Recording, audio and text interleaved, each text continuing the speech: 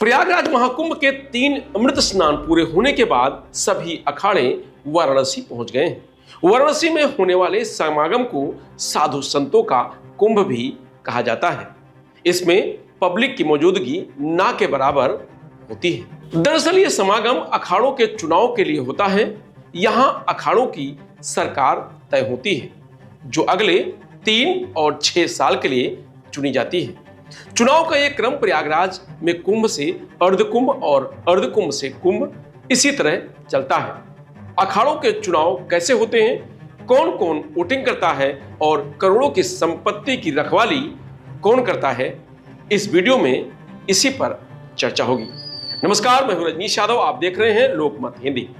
बता दें कि देश में 13 अखाड़ों को धार्मिक तौर पर मान्यता प्राप्त अखाड़े माना जाता है।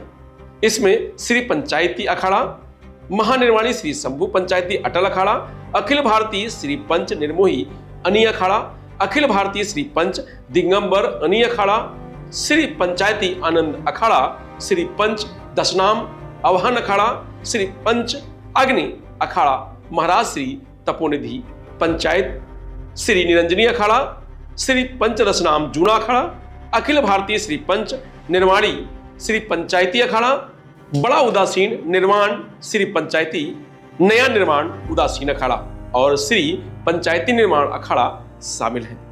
इन अखाड़ों के पास पूरे देश में मठ मंदिर समेत करोड़ों की जमीन और अन्य संपत्ति है। अकेले निरंजनी अखाड़े के पास मठ मंदिरों और अन्य जमीनों की कुल संपत्ति 300 करोड़ रुपए से ज्यादा की है। प्रयागराज, हरिद्वार, नासिक, उज्जैन, मिर्जापुर, माउंट आबू, जयपुर, वाराणसी, नोएडा, बड़ोदरा में निरंजनी अखाड़े के मठ और आश्रम भी हैं। इसी तरह निर्माणी अखाड़े के पास फैजाबाद, गोंडा, बस्ती, प्रतापगढ़ में काफी जमीनें हैं।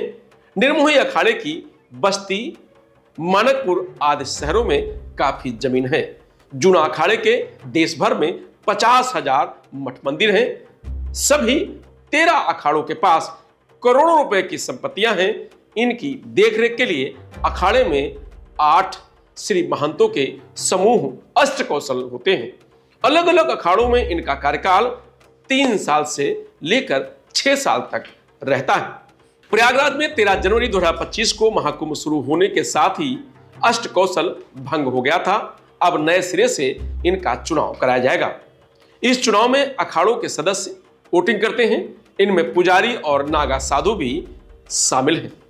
ज्यादातर आम सहमति से पदाधिकारी चुन लिए जाते हैं। प्रयागराज महाकुंभ के महानिर्वाणी और निरंजनी अखाड़े में 7 फरवरी को अष्टकौशल हुआ। आम सहमति से अष्टकौशल के चुनाव हुए। निरंजनी अखाड़े में एक बार फिर से रविंद्रपुरी श्री महंत चुने गए। ये चुनाव 6 साल बाद हो रहे हैं। चुनाव प्रक्रिया संपन्न होने के बाद कढ़ी पकौड़े का भोज हुआ। इसके बाद सभी अखाड़े प्रयागराज महाकुंभ से वाराणसी के लिए प्रस्थान कर गए। वहीं जूना अखाड़े के अष्टकौशल और सचिव का चुनाव वाराणसी में होगा। अन्य अखाड़ों के मुकाबले यहां अखाड़ा कार्यकारिणी का कार्यकाल सिर्फ 3 साल का होता है। ये अष्टकौशल ही अगले चुनाव तक अखाड़े की सभी गतिविधियां संभालेंगे। कुछ अखाड़ों में चुनाव प्रक्रिया पहले ही संपन्न हो चुकी है। अखिल भारतीय अखाड़ा परिषद के अध्यक्ष रविंद्रपुरी बताते हैं कि निरंजनी अखाड़े में सचिव सहित कुल 5 पदों पर चुनाव होता है। इसमें 1 सचिव, 2 थानापति होते हैं और थानापति को छोटा जिला दिया जाता है और कुठारे यानी स्टोर कीपर होते हैं। उन पर खाद्यान्न के रख रखाव और वितरण की जिम्मेदारी होती है। इसके बाद जिलेदार और पुजारी होते हैं। जिलेदार को बड़ा जिला मिलता है, जबकि अखाड़े में तय होने वाले पुजारियों को विभिन्न मंदिरों में 6 साल के लिए सेवा करने का मौका मिलता है। ऐसे होता है अखाड़ा परिषद का चुनाव। अखिल भारतीय अखाड़ा परिषद के पदाधिकारियों का चुनाव अखाड़ों की आपसी सहमति या मतदान से होता है। इस परिषद में कुल 13 अखाड़े शामिल होते हैं। अखाड़ा परिषद में अध्यक्ष, महामंत्री, उपाध्यक्ष और कोषाध्यक्ष का मुख्य पद होता है। इन पदों पर अखाड़े के वरिष्ठ संत वोटिंग करते हैं।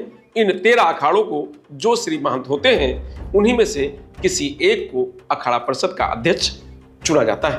हर कुंभ में बसंत पंचमी का स्नान करने के बाद सभी अखाड़े वाराणसी के लिए निकलना शुरू हो जाते हैं।